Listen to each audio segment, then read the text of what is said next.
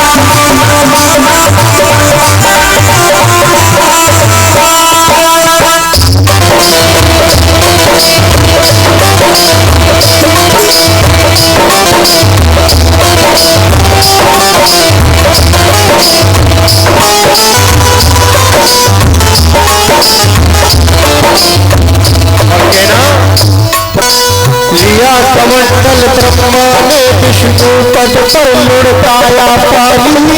शिव की जटाओं में आया पानी, शिव की जटाओं में आया। वही पानी जो कायों में गंगा जी कहलाया पानी। शिव की जटाओं से आया पानी, शिव की पानी जटा से निकल पानी, धुआं निर्मल पानी। पानी की पावन बहती गंगा महारानी। सबसे पहले था पानी, पानी की अजब कहानी। पानी में शेषनाग पर विष्णु और मां कल्याणी।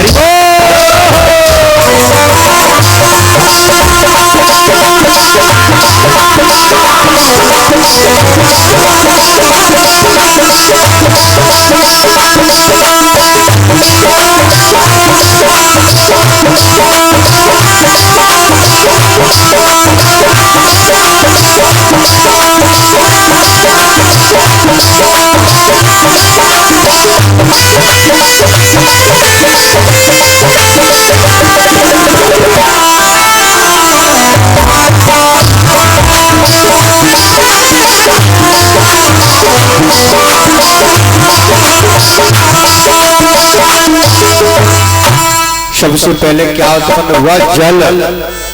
और जल में घर बना के रहना प्रारंभ कर दिया, नारायण हो गए।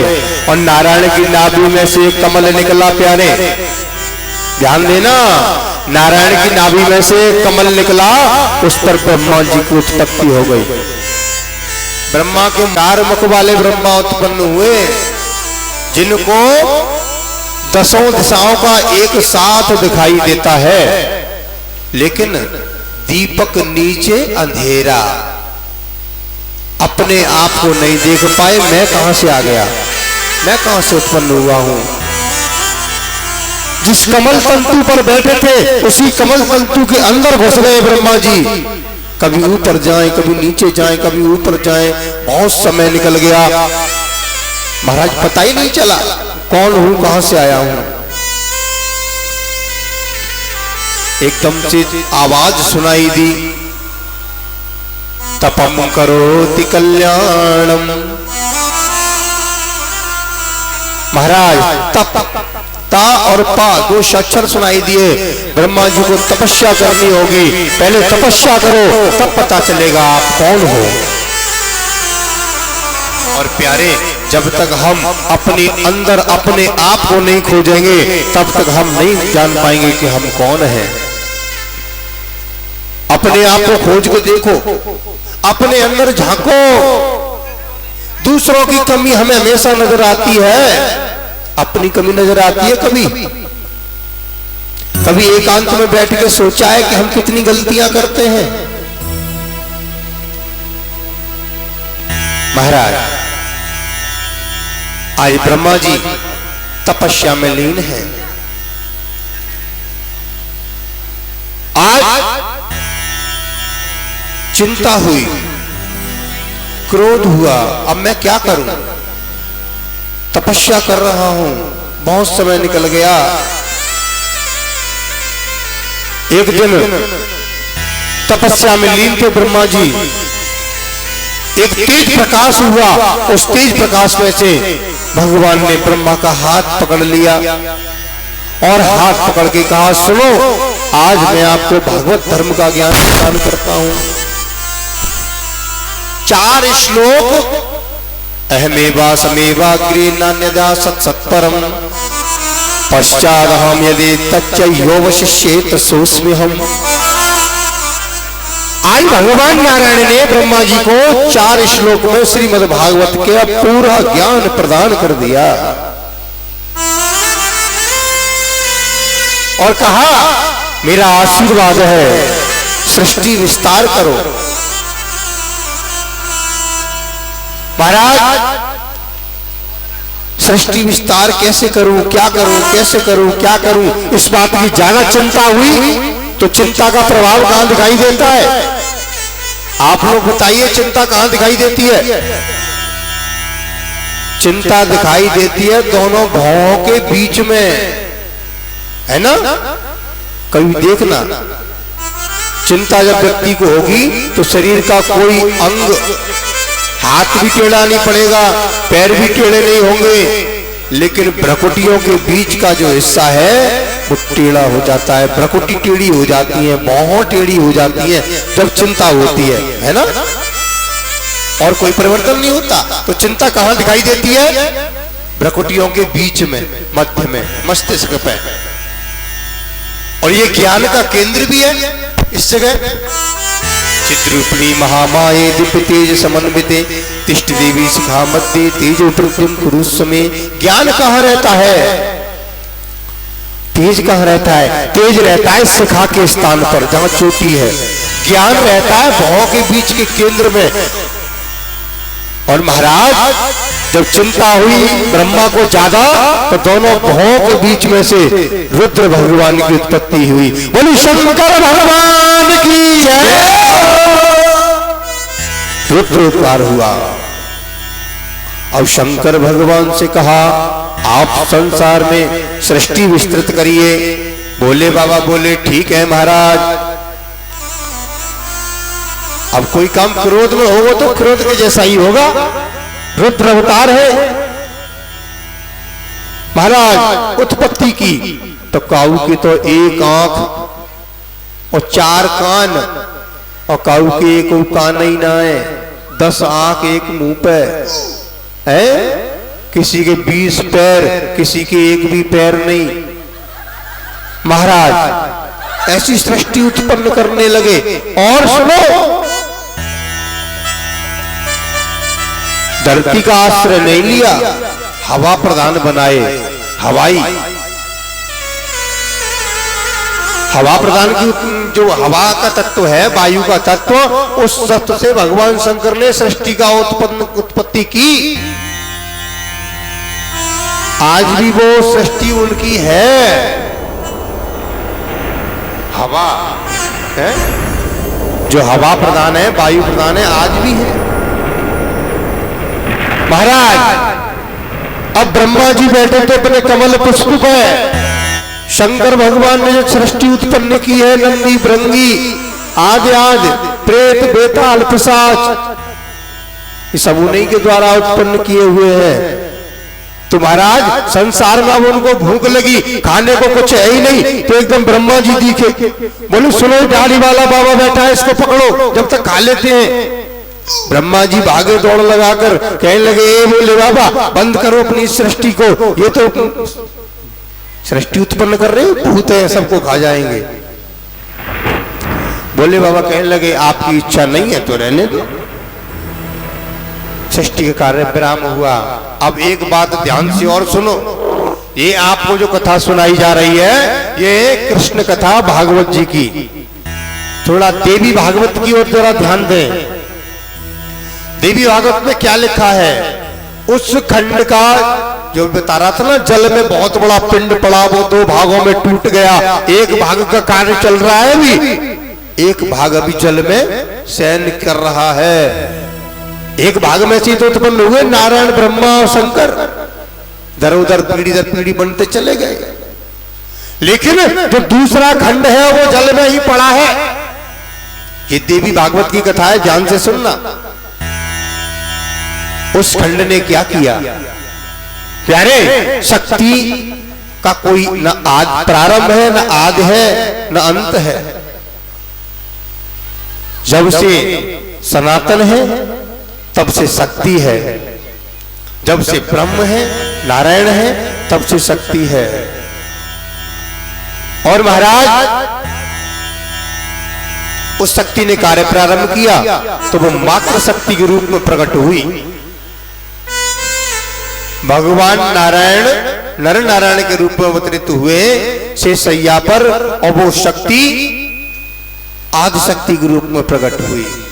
और ध्यान से सुनना, भगवान नारायण के उपरांत, शिव के उपरांत, ब्रह्मा के उपरांत जो खंड में से शेष बच गया, भगवान नारायण वाले खंड में से जो शेष बचा उसमें से आदि गणेश की उत्पत्ति हुई। महाराज इसके बाद में जो दूसरा खंड है वो मात्र शक्ति बनकर उत्पन्न हुआ, और वो मात्र शक्ति पहले भगवान विष्णु के पास आई और कहती है आप मुझसे विवाह करिए और संतति उत्पन्न करिए जिससे कि सृष्टि आगे बढ़ सके। विष्णु भगवान बोले कैसे ऐसे हो सकता है,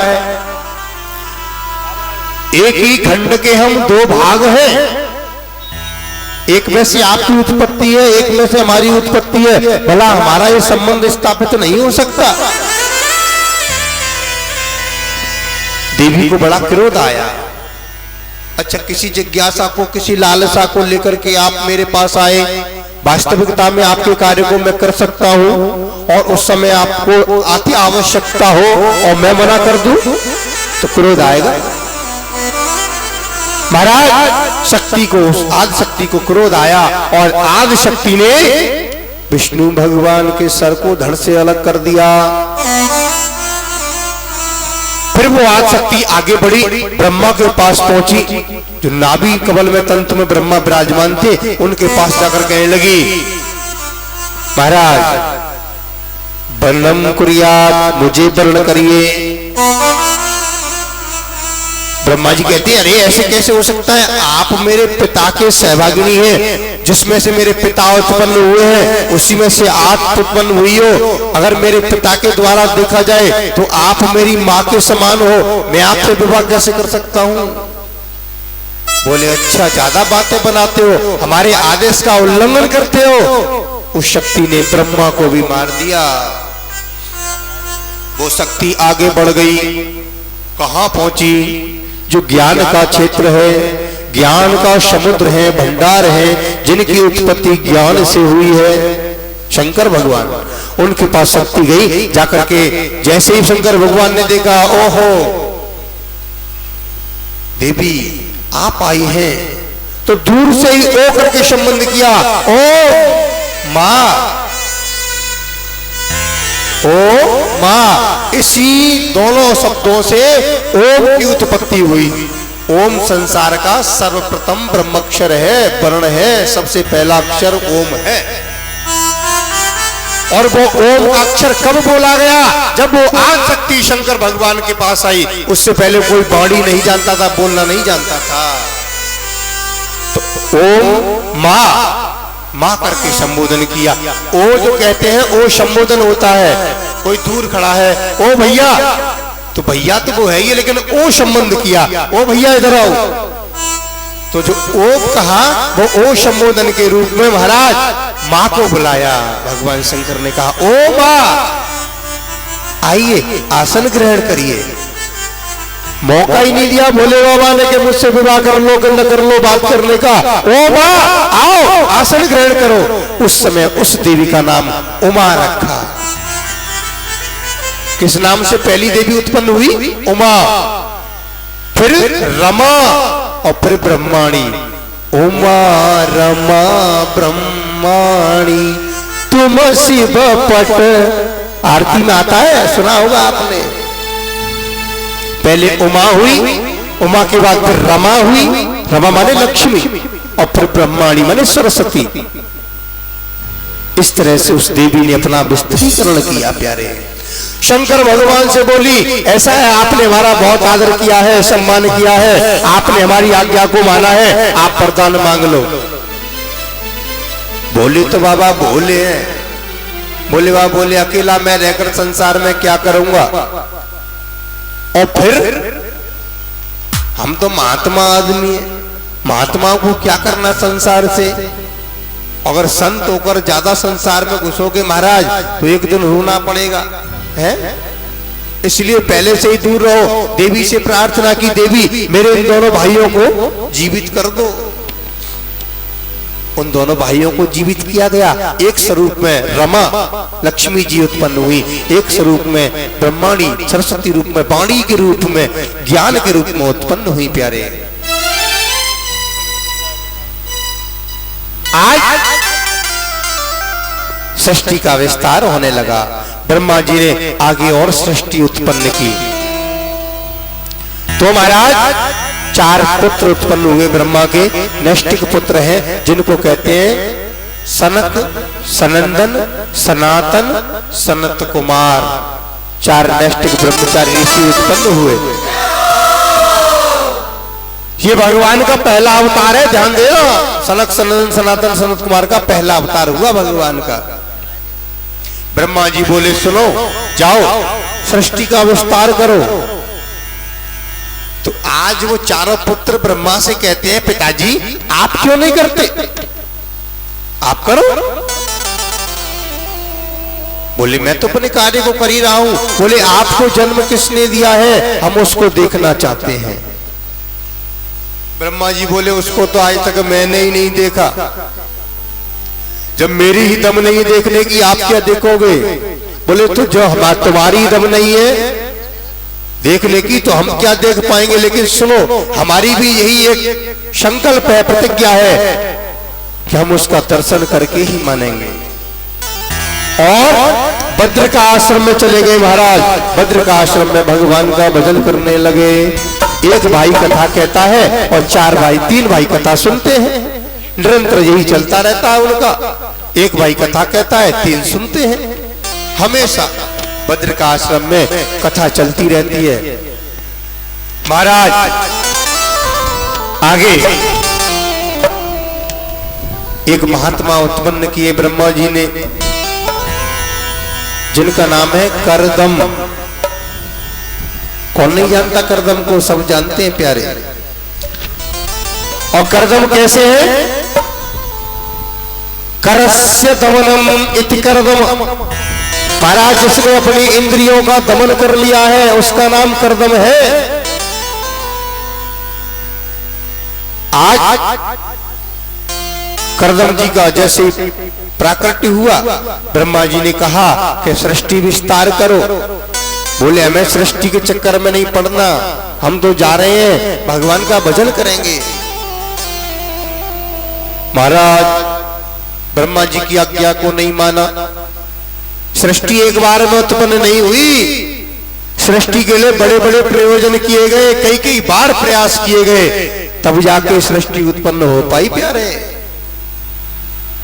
एक वो हम बहुश्यामी संकल्प उसने जब ले लिया तो उसने बड़े बड़े प्रयास किए, कई कई बार तो ब्रह्मा को बदलना पड़ा, तब जाके सृष्टि उत्पन्न हुई। आज कर्दम ने फिर सृष्टि विस्तार की, एक इतनी सुंदर पुत्री बनाई। उस शक्ति जो थी उसी के स्वरूप का ध्यान करते हुए एक सुंदर कन्या को बनाया। ब्रह्मा जी अपनी बनाई हुई रचना पर आकर्षित हो गए, मोहित हो गए। तो उनके जो पुत्रगण हैं उन सभी ने ब्रह्मा को बड़ा धिक्कारा, बड़े आप कैसे हो, आप क्या विधाता कहलाओगे, अपनी बनाई हुई रचना पर ही आप मोहित हो गए। ब्रह्मा जी को बड़ा क्लेश हुआ, ये शरीर मुझे, जिस शरीर से मैंने अपनी बनाई हुई रचना पर मोहित हुआ हो, उस शरीर को मुझे रखना ही नहीं है। ब्रह्मा जी ने उस शरीर के दो भाग करवाए और जो मन है, ब्रह्मा जी का जो मन था, उस मन से मनु की उत्पत्ति हुई प्यारे। और मनु क्या, मन क्या चाहता है, मन क्या चाहता है, सत सत रूप, अलग अलग तरह के रंग, अलग अलग तरह की शक्लें देखना चाहता है ये मन। एक ही चीज को रोज देखना नहीं चाहता, अलग अलग देखना चाहता है। तो मन जो है वो सत सत रूप देखना चाहता है, इसलिए इसे क्या प्राप्त हुआ, सतरूपा। मन की जो इच्छाएं परिकल्पनाएं हैं उनसे उत्पन्न हुई सतरूपा। पीठ के पीछे भाग से अंधेरा उत्पन्न हुआ, जहां परछाई रहती है उससे अंधेरा उत्पन्न हुआ, आगे के भाग से दिन उत्पन्न हुआ।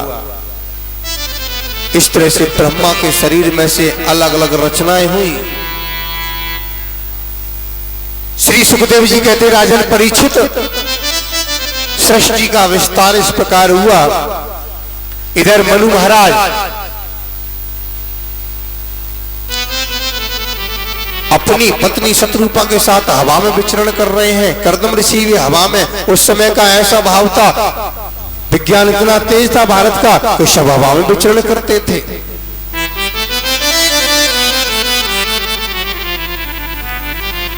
आज सृष्टि और ज्यादा उत्पन्न हो कैसे, कहां से हो, धरती रसातल को जा चुकी है, पृथ्वी रसातल को चली गई है और धरती पर ही सृष्टि सृजन हो सकती है। क्या करूं, ब्रह्मा जी को बड़ी चिंता है। इधर ब्रह्मा के पुत्र और हैं कश्यप।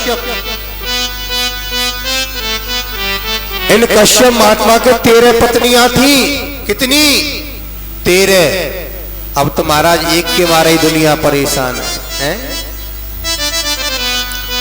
कश्यप महात्मा की 13 पत्नियां,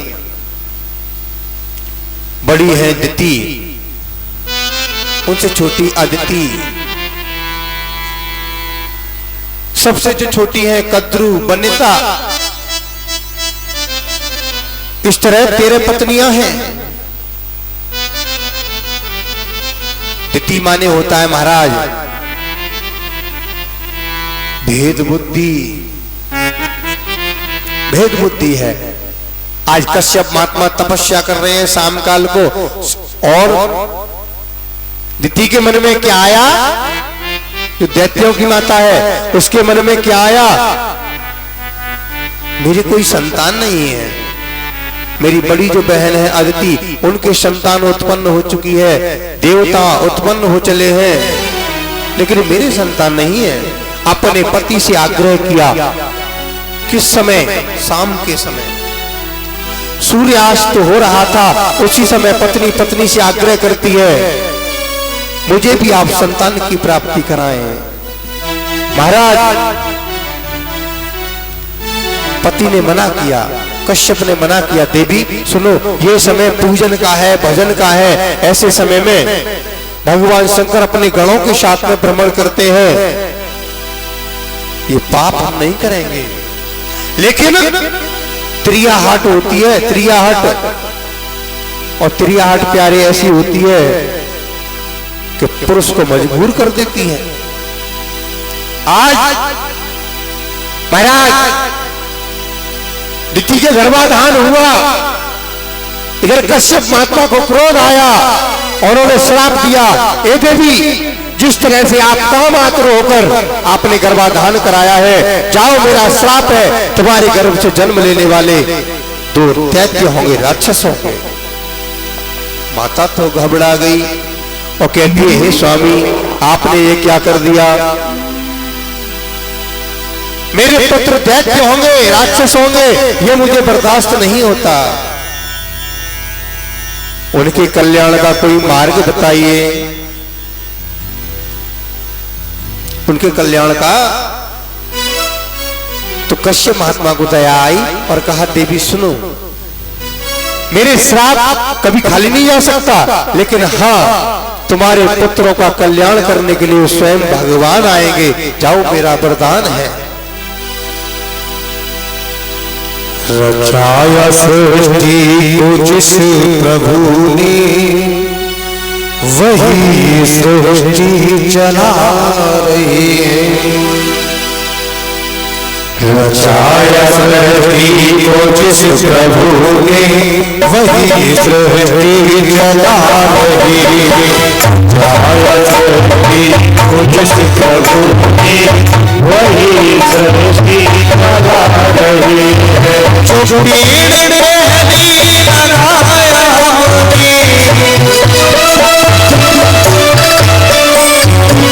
जो पीड़ पहली लगाया होगी, उसी का फल पा रही।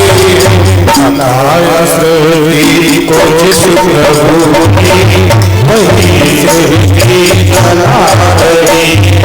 रचा है सृष्टि जिस प्रभु ने, वही तो दुनिया चला रही है।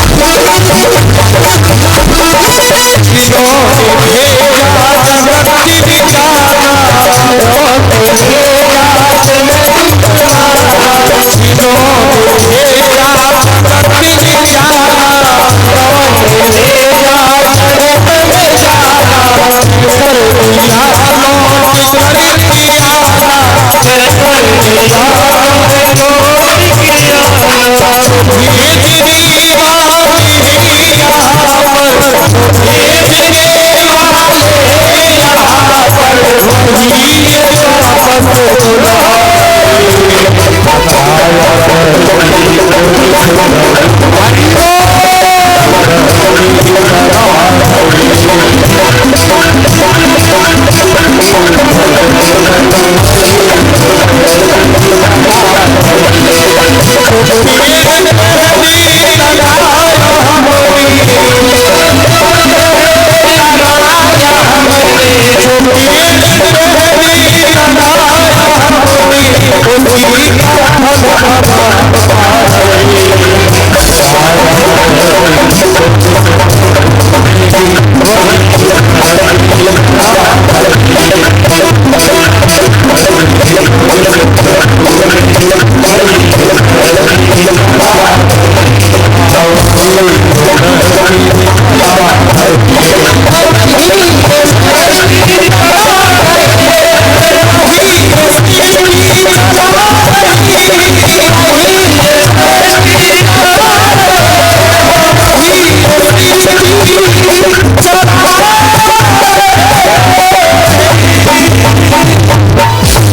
बोले वृंदावन बिहारी लाल की जय हो।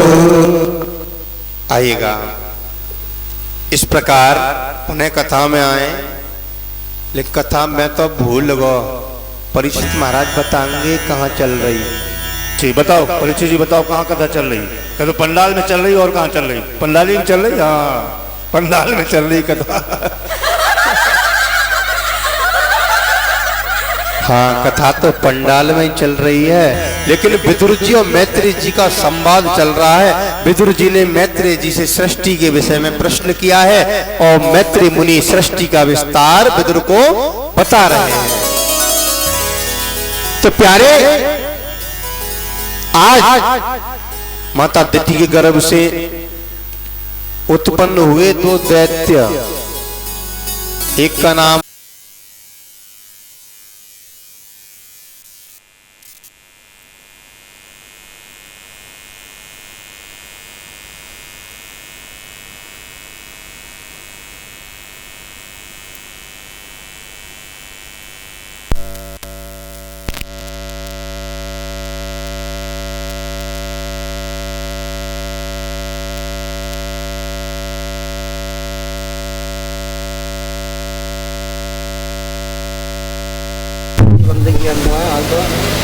श्री राधे। बोले वृंदावन बिहारी लाल की जय हो।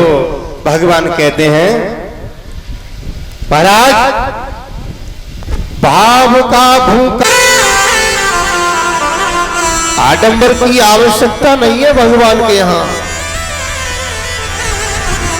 महाराज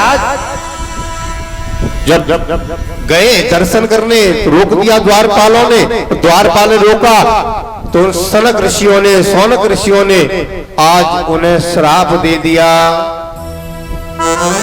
जाओ तुमने भगवान से मिलने पर भक्तों को रोका है, आप राक्षस हो जाओ, आप राक्षस हो जाओ। जो भगवान का दर्शन करने से रोके प्यारे, वो राक्षस बनता है। आज दोनों पतित हो गए। पतित माने गिर गए। कहां से? वैकुंठ लोक से मृत्यु लोक में।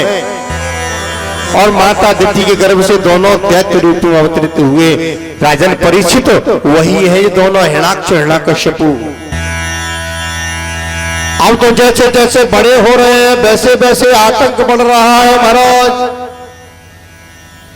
पृथ्वी तो जल में डूबी हुई थी, आज हिरण्याक्ष को पता चला, पृथ्वी को देखा, अरे ये तो बड़ी गोल गोल गेंद की तरह है, बड़ी मनभावनी, बड़ी सुंदर है, क्यों ना मैं इसको छुपा के रखूं, कोई ले ना जाए। हिरण्याक्ष उसको पृथ्वी को ले गया और ले जाकर के रसातल में पृथ्वी को छिपा दिया। रसातल में क्यों छुपाया? बोले महाराज रसातल में इतनी गंदगी है, कीचड़ ही कीचड़ बड़ा भरा हुआ है, उसमें कोई पहुंच नहीं पाएगा, वहां पृथ्वी है। इधर ब्रह्मा जी को उत्पत्ति करनी है, अब उत्पत्ति हो कैसे, पृथ्वी को कौन लेकर के आए? एकदम से छींक हुई ब्रह्मा को, और छींक होते ही 12 रूप में भगवान प्रकट हुए। बोले 12 भगवान की 12 भगवान प्रकट हुए। 12 किसको कहते हैं? सूकर के रूप में भगवान आए। कीचड़ में कौन घुस सकता है? कीचड़ में कौन घुसता है? सूगर घुसता है। महाराज 12 का रूप बना करके भगवान आए और देखते ही देखते भगवान धड़ाम से उस जल में कूद गए। जल में कूद गए प्रभु, इधर उधर देखते जा रहे हैं। उधर हिरण्याक्ष को नारद जी मिल गए। नारद जी को जैसे ही हिरण्याक्ष ने देखा, है इधर आओ, इधर आ। नारद जी एकदम डरते हुए आए। बोले भैया क्या बात है, क्या काम है? बोले सुनो, हमें युद्ध लड़ना है, हमसे युद्ध लड़ो, हमारी बाहों में खुजली होती है। वैसे ही काम बीड़ा बजाते फिरते हो, इस बीड़ा से कुछ नहीं होने वाला, लड़ना वड़ना जानते हो नहीं जानते हो? नारद जी कहने लगे महाराज हम पे लड़े बहुत तो आवे ही ना है, हम तो केवल बीड़ा बजाकर भगवान की वाणी गुणों का गान करते हैं। आज बस इतना ही जानते हो? बोले हाँ। चलो आज युद्ध करो, आज मैं तुमसे लड़ूंगा। नारद जी बोले सुनो, मुझसे मत लड़ो, तुम्हारे बाहों की खुजली मिटाने के लिए आप समुद्र के किनारे चले जाओ, रसातल में पहुंचने वाले होंगे, वहां जाकर उनसे लड़ो। ए राक्ष, ऐसा लड़ने का जुगाड़ बता रहा हूं, तेरी बाहों की खुजली ऐसी मिटेगी प्यारे, जीवन में कभी दोबारा खुजली होगी नहीं। लेकिन तर्क करने लगा, नारद जी से तर्क करने लगा। नारद जी बोले मुझसे तर्क क्यों करता है भाई? और तर्क करने वालों से मैं ज्यादा बात नहीं करता। जो तर्क व्यक्ति होते हैं, नारद जी कह रहे हैं तर्क करने वालों से मैं बात नहीं करता। अगर मेरी बात को मानना है तो मानो, नहीं मानना तो अपना काम देखो। अच्छा आप बताओ, ये तर्क करने वाले दुनिया बड़ी परेशान है ना? तर्क जो करते हैं, तर्क ये तर्क करने वाले कैसे होते हैं बताऊं? देखो दृष्टांत सुनो। एक महात्मा आनंद के साथ आश्रम में रहते थे, विद्यार्थियों को पढ़ाते थे।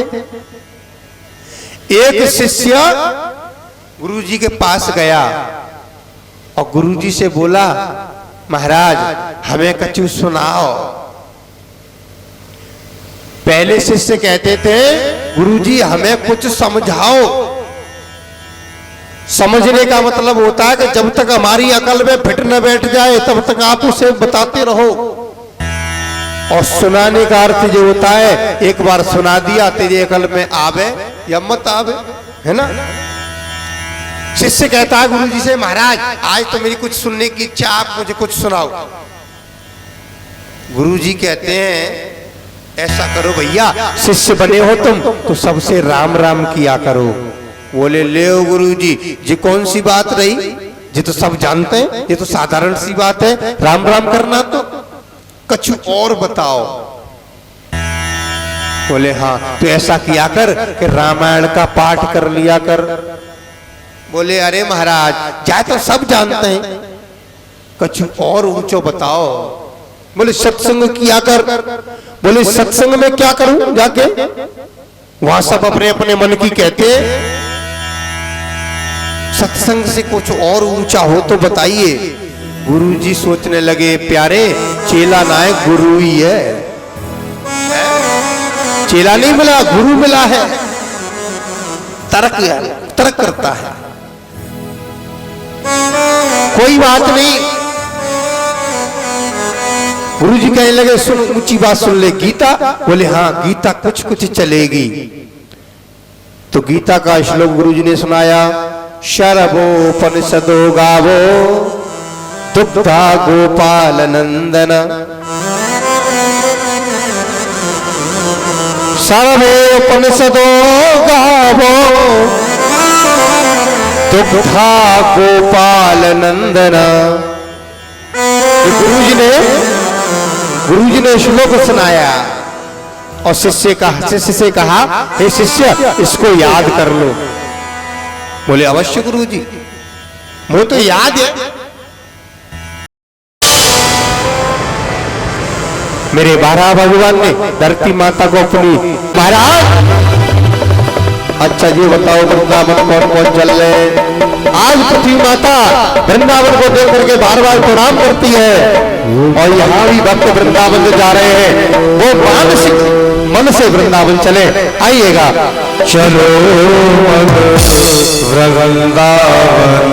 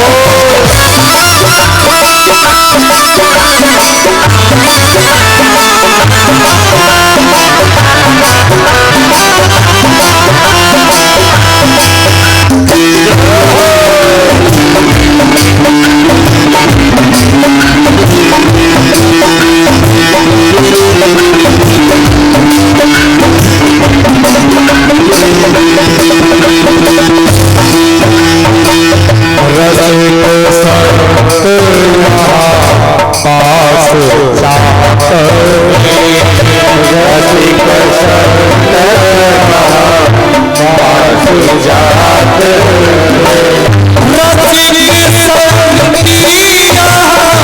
पास चाहते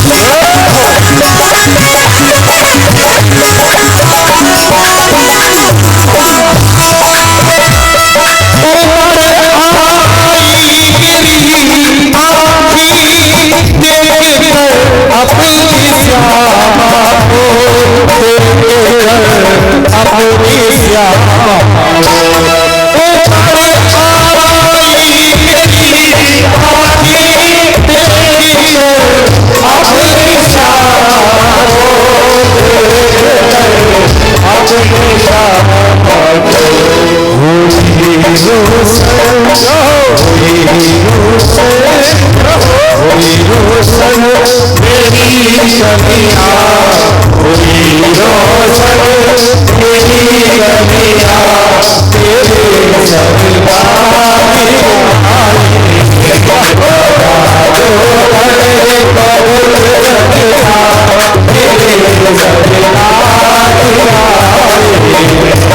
श्री हरि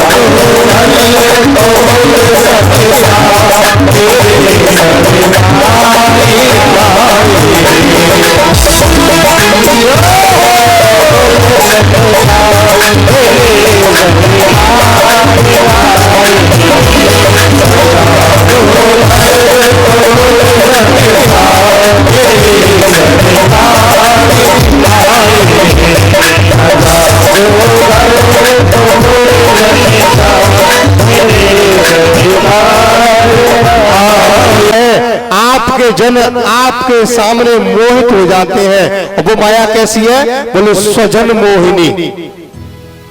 तीन तरह की माया है भगवान की, स्वजन मोहिनी माया, विमुख जन मोहिनी माया और स्वमोहिनी माया। कभी कभी भगवान अपने आप के स्वरूप को देखते देखते मोहित हो जाते हैं, है ना। और कभी ऐसा होता है जो भगवान से विमुख है, उनकी कथाएं सुनकर उनकी लीलाओं का रसास्वादन करके भगवान की ओर जुड़ जाते हैं। उसे कहते हैं विमुख जन मोहिनी माया। और एक होती है स्वजन मोहिनी माया। आज जो माता देव होती है, भगवान कपिल को सुंदर चंदन लगाकर उपदेश कराने के लिए बिठा देती हैं और प्रश्न करती हैं, हे देव, मेरी ये इंद्रियां, 5 ज्ञानेंद्रियां, 5 कर्मेंद्रियां, प्रत्येक इंद्री मुझे अपनी अपनी ओर खींचती है। हे देव, इनसे मेरा मन बहुत व्याकुल रहता है, अतः मैं अपने इस मन को किस प्रकार मोड़ूं? ये मुड़ना नहीं चाहता, इंद्रियों के पीछे पीछे दौड़ता है, आंख अपनी तरफ खींचती है, जिह्वा रसना अपनी तरफ खींचती है। अतः ये मेरा मन जो इंद्रियों से भोग प्राप्त कर करके बौखला गया है, महाराज ये किस प्रकार मुड़ेगा? तो आप ध्यान दीजिए, शुष्क काष्ठानी नलवंती कदाचन, सूखी लकड़ी को आप झुका नहीं सकते, तोड़ सकते हो, टूट जाएगी लेकिन झुकेगी नहीं, सूखी लकड़ी। और महाराज जब वो लकड़ी हरी थी, उस लकड़ी के उससे जब कोमल भाग था, उसे पकड़ के एक बार आप झुका करके किसी में बांध देते तो वो हमेशा के लिए झुक जाती है ना। अब सूख गई तो झुकती नहीं है, टूटने को तैयार है। माता देवहूति यही कहती है कपिल से, महाराज मेरा मन शुष्क हो गया है, सूख गया है लकड़ी की तरह, अब ये कैसे मुड़ेगा, आप मुझे बताइए। तो भगवान कहते हैं, मां सुनो, एक साथ नहीं, आप एक काम करिए। बोले क्या?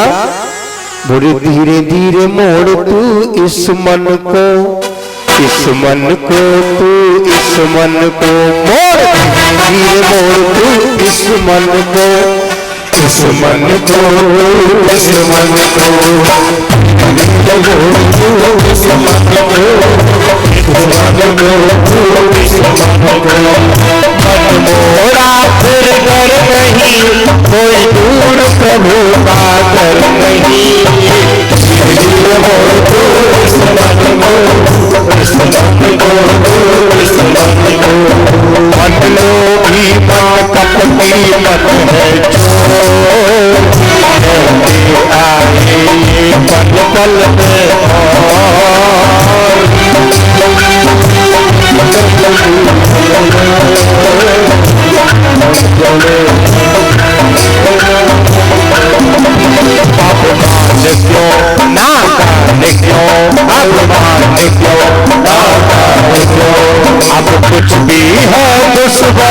कहीं दूर प्रभु का कर नहीं। और तू इस मन को, इस मन को, तू इस मन को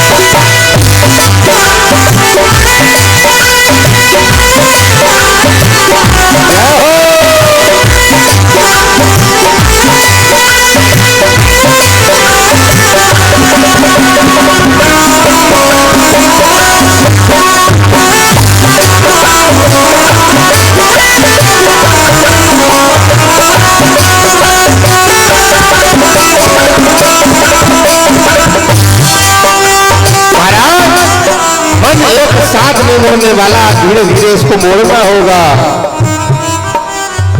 और भगवान कहते हैं मां, ये इंद्री तो इतनी प्रबल है, आप जितना इनको खुला छोड़ोगे ये इतनी ही महकती जाएगी। बोले तो महाराज इनको रोकने के लिए मैं क्या करूं? इनको रोकने के लिए देवी प्रातः काल जल्दी जागरण करना चाहिए, अष्टयाम योग करो। अष्टयाम योग कैसा होता है मैं तो जानती नहीं। महाराज अष्टयाम योग करने से मन वश में हो सकता है प्यारे। आज अष्टयाम योग का उपदेश कपिल देव ने माता देवहूति को किया। और इस मन को काबू में करने के लिए पहले और भी कुछ काबू में करना होगा। बोले क्या? जितासनो जित श्वासो जित संगो जितेंद्रिय। पहले श्वास को, आसन को जीतो, जितासनो। आपने अगर आसन को जीत लिया है प्यारे, पहली सिद्धि है मन को रोकने की। जितासनो जित श्वासो। आप आसन पर बैठ करके और प्राणायाम करें। प्राणायाम वृद्धिक, रेचिक और कुंभक, 3 तरह का प्राणायाम होता है। जिस नाक के छिद्र से श्वास निकल रही है उसी नाक के छिद्र को बंद करके महाराज श्वास ग्रहण करनी चाहिए और फिर स्थापित करना चाहिए उसे। नाभि चक्र पे करेंगे, हृदय चक्र पे करेंगे और उसके उपरांत वह महाराज सहस्त्र दल चक्र में चला जाता है। और बाद में तीसरा इसका श्रेणी है उस श्वास को छोड़ना। वृद्धिक, रेचिक और कुंभक, 3 तरह का प्राणायाम होता है महाराज। 3 स्थितियां होती है प्राणायाम की। प्राणायाम करने से क्या होगा? जित संगो महाराज, फिर आप संग जीते। संग किसका? महाराज संग बुराइयों का छोड़ो, अच्छाइयों का संग करो, सत्य का संग करो। फिर जित संगो जितेंद्रिया। अगर आप संग को जीत लेंगे तो आप जितेंद्रिय हो जाएंगे। जिन इंद्रियों को जीतना है, इंद्रियां वश में हो जाएंगी तो मन फिर भटकने वाला नहीं है, फिर ही आपका मन स्थिर हो जाएगा। माता से उपदेश किया और महाराज माता कहती है, हे प्रभु आपकी पूजा किस प्रकार है, आपकी सेवा किस प्रकार है, आप मुझसे कहिए। तो भगवान ने पुनः माता देवहूति को अपनी भक्ति का पूरा विधान, पूरी विधि बताई। फिर माता ने प्रश्न किया कि जब ये जीवात्मा गर्भ में आता है महाराज, इसे बड़ा कष्ट होता है। गर्भवास समम दुखम न भूतो न भविष्यति। जो गर्भ में कष्ट होता है वो न कभी भूत में हुआ और न भविष्य में कभी होगा। गर्भ में बहुत कष्ट होता है महाराज। आप मुझे बताइए वह गर्भ में कष्ट किस प्रकार पाता है और उससे मुक्त किस प्रकार होता है। आज कपिल भगवान माता देवहूति को बताते हैं, अपने कर्म के अनुसार आप अन्य योनियों को ग्रहण करते हैं कि कर्म प्रधान विश्व कर राधा, जो जस करे सुत सफल चाखा।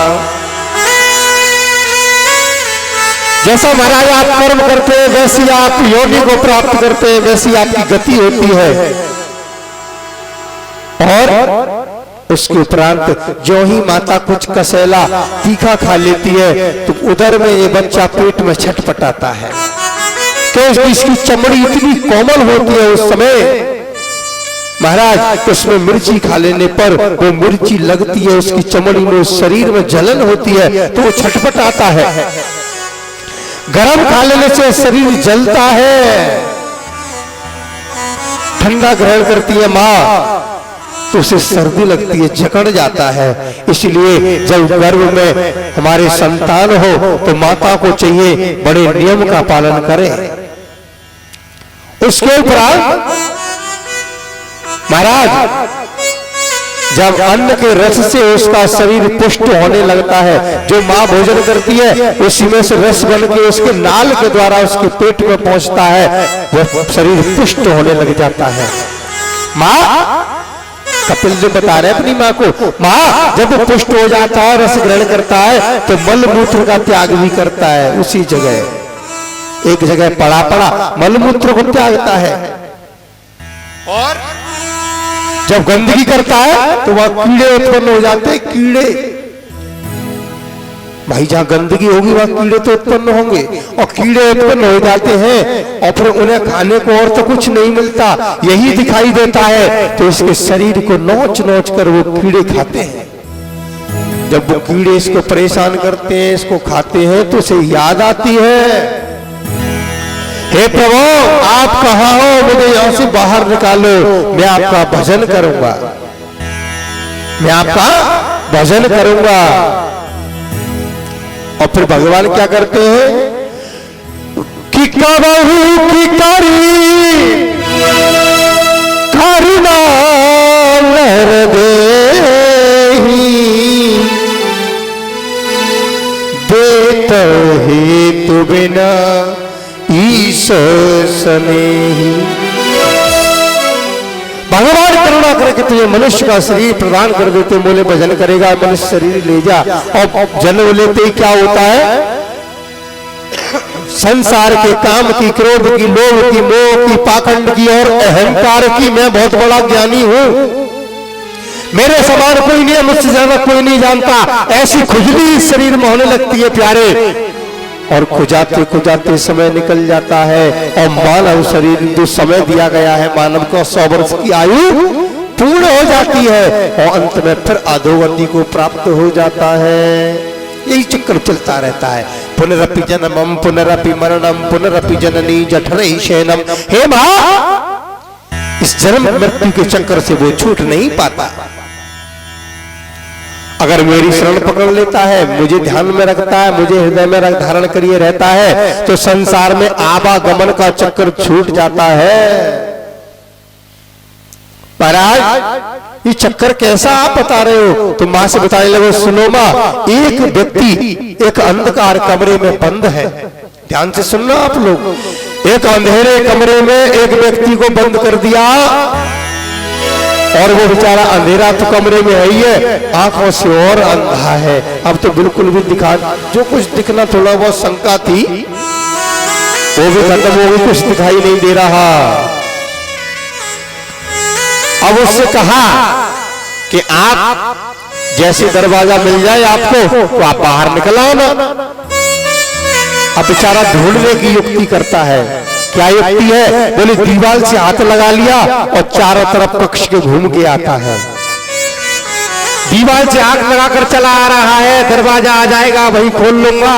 लेकिन जैसे ही दरवाजा आने वाला था तभी इसको खुजली होने लगी और सर खुजाने लगा, पैर चलते रहे, दरवाजा निकल गया, फिर दीवार से हाथ लगा लिया और फिर घूम के आता है।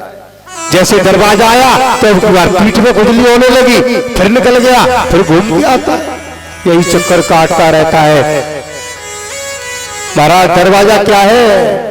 बोले साधन धाम मोक्ष कर द्वारा, पाहुन तेहि परलोक सवारा। साधन का धाम और मोक्ष का दरबारा कुछ और नहीं है, ये मनुष्य शरीर है। लेकिन उस तक हम जब आते हैं 84 लाख योनियों के उस कब्रे की दीवार से हाथ लगाते हुए हम जब मनुष्य शरीर में आते हैं, ये मोक्ष का दरवाजा है। और प्यारे यहाँ आकर काम की, क्रोध की, लोभ की, मोह की, पाखंड की खुजली हमारे यहाँ होने लगती है और वो दरवाजा हमारे हाथ से इन्हीं खुजलियों को खुजाते खुजाते निकल जाता है, हम फिर अधोगति को प्राप्त हो जाते हैं। इसीलिए हे माँ, उन सब को छोड़कर केवल आप एक काम करिए। कौन सा? बोले भजिए राम सब काम बिहाई है। भगवान को भजो, उनको अपने हृदय में धारण करो। मैया ने पूर्ण ज्ञान प्राप्त किया। कपिल देव ने यहाँ सांख्य शास्त्र की स्थापना की। जो सांख्य शास्त्र है, उस सांख्य शास्त्र को कपिल देव जी महाराज ने लिखा, उसका प्रतिपादन किया। माता देवहूति सिद्धदा नाम की नदी बन गई और सिद्धदा नाम की नदी बनकर वहीं बहने लगी। उनका शरीर जो था जलमय हो गया और नदी बनकर प्रवाहित होने लगी। उसी नदी में आज कपिल देव महाराज ने आचमन किया। आचमन करने के बाद में कमंडलू में थोड़ा जल भर के अपनी कुटिया पर आए और बैठकर समाधिष्ट हो गए। महाराज आज ऐसे करदम ऋषि और माता देवहूति का जीवन धन्य हो गया। और मैं सत्य कहता हूं, जिनके पुत्र धर्म मार्ग पर चल रहे हैं, जिनके पुत्रों ने इस परमात्मा तत्व को, धर्म के मार्ग को अपना लिया है, कदाचित वो माता पिता सौभाग्यशाली है प्यारे। और जिन्होंने अपने पुत्रों को, अपनी संतान का उपदेश नहीं किया, वो क्या है? बोले माता शत्रु और पिता बैरी, जो बालन पालिता। जो अपने बच्चों को इस प्रकार का उपदेश नहीं करते, धर्म का उपदेश नहीं करते, वो माता बैरी है, वो शत्रु है पिता, जो अपने पुत्र को, अपनी संतान को शिक्षा नहीं देता। प्यारे, इस प्रकार से जो 9 बहनें हैं, उन 9 बहनों को भी विवाह किया गया। महाराज सती अनुसुईया अत्रि मुनि के लिए भी आई गई, अरुंधति वशिष्ठ के लिए भी आई गई। और महाराज 9 कन्या यथोचित उनके लिए जहां जहां जैसे ऋषि उचित थे उनके लिए विवाह किया गया आनंद के साथ में। वही कपिल भगवान सुंदर तरीके से निवास करते हैं। आज भी भगवान कपिल का सिद्धदा नदी किनारे पर सुंदर स्थान बना हुआ है, उनका मंदिर है जहां भगवान कपिल निवास करते हैं। बोले वृंदावन बिहारी लाल की। और एक बात विशेष, नोट लिखा रहता है ना नीचे, वो नोट में आपको और बता दूं। नोट ये है, विशेष बात ये है कि आज की कथा में 1-1:30 बजे हम विराजे मंच पे आके, जब से अब तक कोई भी कमी, कोई भी त्रुटि, कोई भी शब्द अज्ञानता बस मेरी जीव लड़खड़ा गई हो, वाणी स्तब्ध हो गई हो, या कुछ अशुद्ध बोल गया हो, उसके लिए मैं आप लोगों से क्षमा प्रार्थी हूं। आप लोग मुझे क्षमा अवश्य करेंगे। वृंदावन बिहारी लाल की जय हो। आइएगा आज की कथा का विराम यही करते हुए एक सुंदर भजन, उसके उपरांत आरती।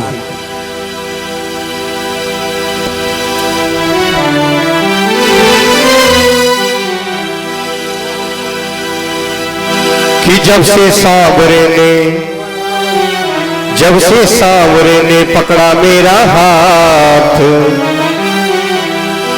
कि हो गई मेरी बल्ले बल्ले जी, हो गई बल्ले बल्ले, जब से सावन पकड़ा मेरा हाथ, हो गई मेरी बल्ले बल्ले, जब से सावन पकड़ा मेरा हाथ।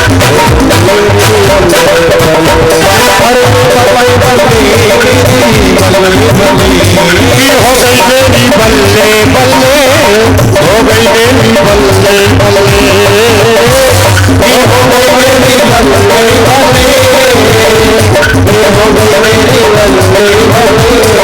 सावन ने पकड़ा मेरा हाथ, हो गई मेरी बल्ले बल्ले, सावन ने पकड़ा मेरा हाथ, हो गई मेरी बल्ले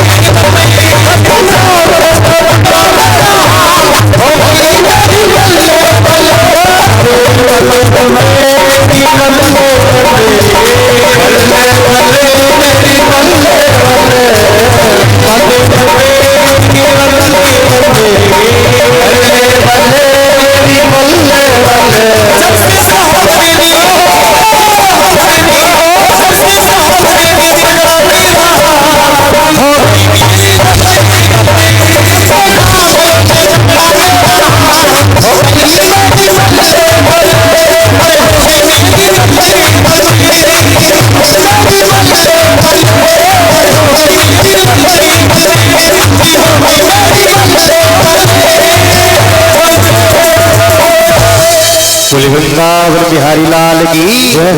अब आप सभी भक्त